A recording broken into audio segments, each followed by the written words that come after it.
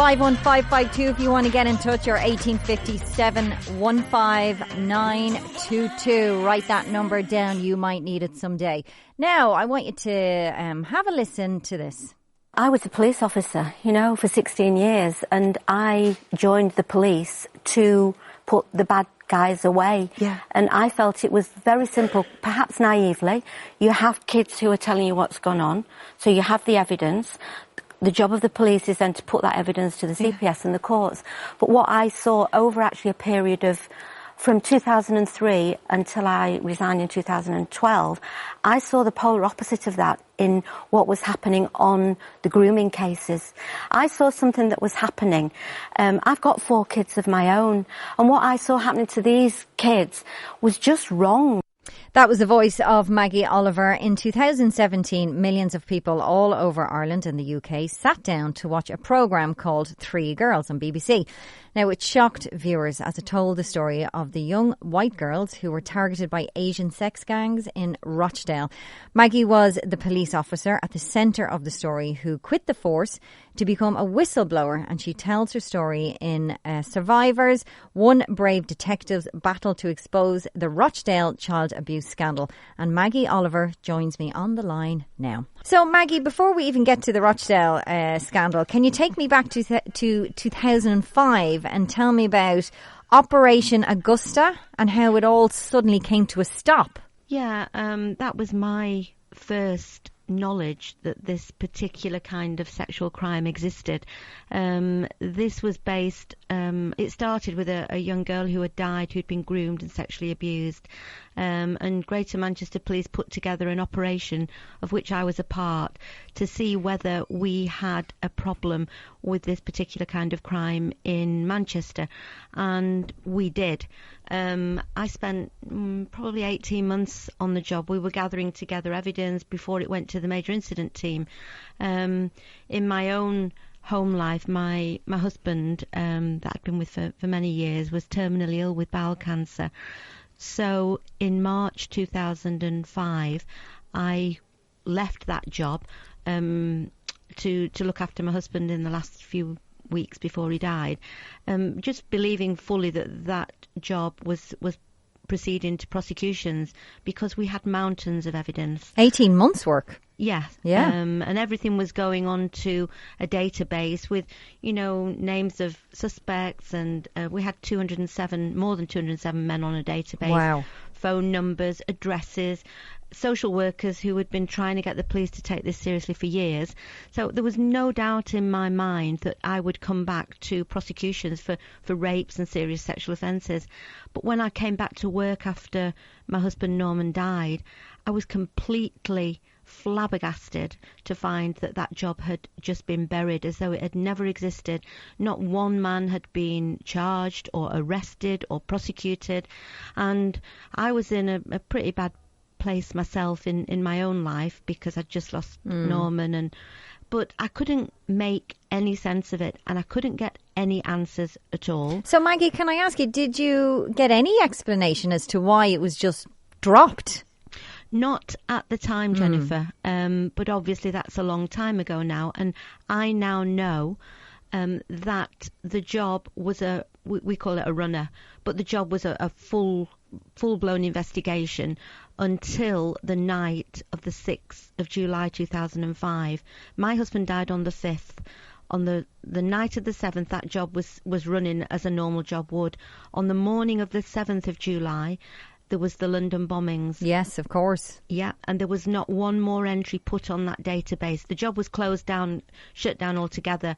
The database closed in September. But people that I've spoken to in the time since then has said they have never seen anything like it on a homes system. So you were convinced this was political policing?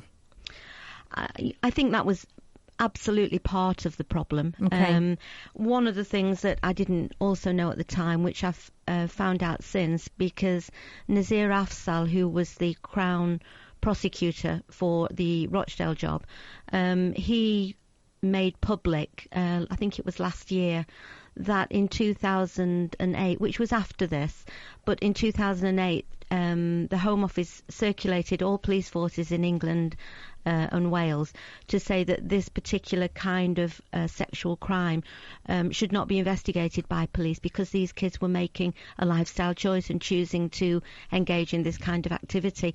So I think if you were to put together those separate facts, it shows that there is an attitude to the victims of these kinds of crimes, that they didn't matter, that the people at the top thought that they were not worth protecting, and the resources needed to investigate and prosecute these crimes are actually very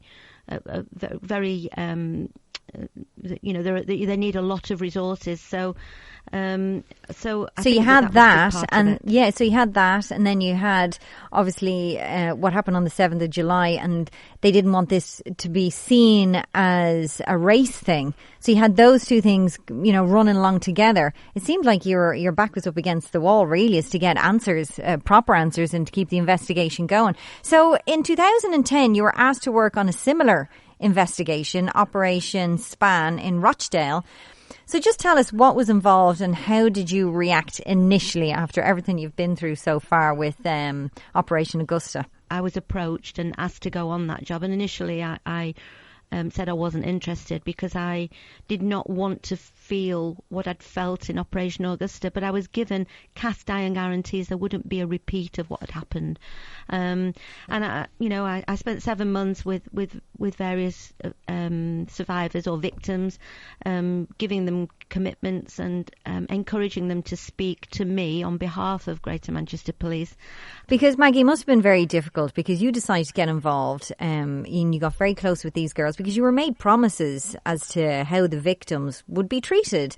They'd be treated fairly, and then in turn you made these promises. So how did you gain the trust of the family at the centre of the case?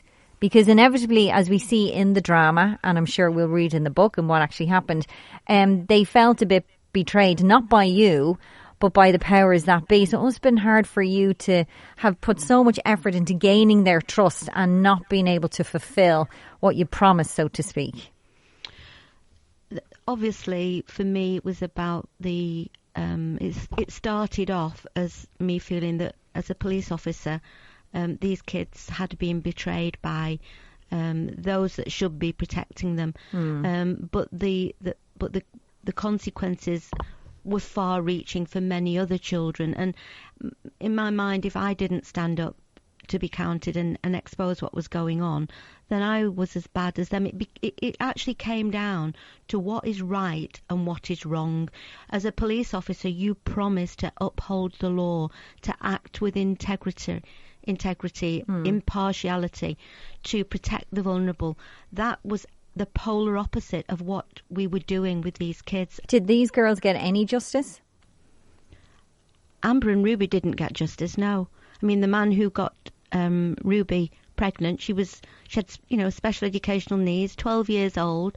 We had a fetus, we had DNA, we knew who the father was. That man wasn't even charged with rape. He was out of prison within 3 years of being arrested. And he's back out there. He's back out there in Rochdale. So how are Amber and Ruby now?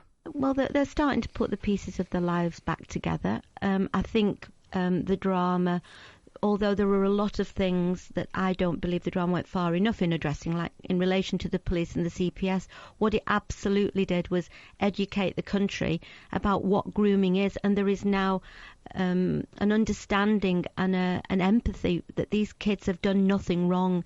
And that is what has made a massive difference in the lives of many of these survivors, that they no longer walk around hanging their heads in shame as though they've made a lifestyle choice and basically asked for what happened to them. So it's made a big difference. And I just want to say, Maggie, I mean, all kids are vulnerable, all young girls, no matter where you are, Ireland, the UK, they can all be a potential target. What would you say to parents listening, to signs to look out for or steps to take to keep your child safe and make sure that never ever happens? What would you say to them? First of all, try and keep the lines of communication open. Be aware of changes in routine, secrecy. Try and keep an eye on who their friends are. And if you see sort of secrecy creeping into the situation, then, maybe open up a debate. And I think that the drama can be a good way of opening that debate, because often kids or particularly young teenagers are frightened of asking the questions that are troubling them. But by watching perhaps the drama or the documentary, The Betrayed Girls, it opens up a discussion with parents or carers that is not necessarily bringing it back to them personally, and they can ask questions in safety by referring to Amber or Ruby. And, you know, that is why I'll forever be grateful to Amber and Ruby for allowing me to have their story told in Three Girls, because, you know, that it was painful for them, and it still is painful for them to watch, or they don't watch it anyway, but it is an educational film in that it can open up a debate. It informs people watching what is possible, and to look out for the little signs of, you know, changes in routine, and just to be aware that this goes on. And communication is key, I suppose. Yeah. Well, listen, Maggie, an absolute pleasure to talk to you. Thanks for sticking up for those girls. Thanks for doing what you do. Best of luck with your charity, and thanks for taking the call. You're very welcome. Thanks, Jennifer. Maggie. Bye. Thanks, bye. Come on, entertainment on 2FM. Join me, William Shatner, for